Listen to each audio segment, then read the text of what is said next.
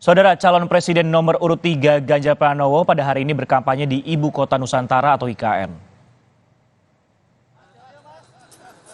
Ganjar Pranowo jadi capres pertama yang berkampanye di IKN, di mana dalam kampanyenya Ganjar menegaskan bakal melanjutkan pembangunan IKN.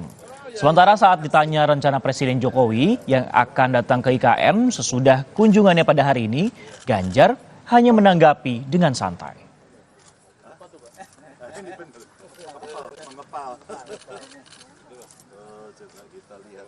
Pak Ganjar, informasinya Pak Jokowi besok juga akan ke IKN, ada tanggapannya nggak Pak?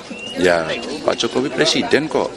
Dan kemudian ini juga menjadi bagian dari apa yang akan dikerjakan, dituntaskan oleh beliau.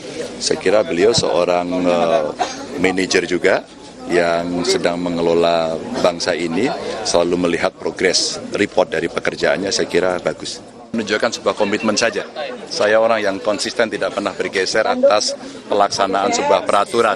Dan tentu saja IKN ini sebuah konsep yang disiapkan bahkan sejak zaman Bung Karno, di mana ada perencanaan untuk memindahkan ibu kota.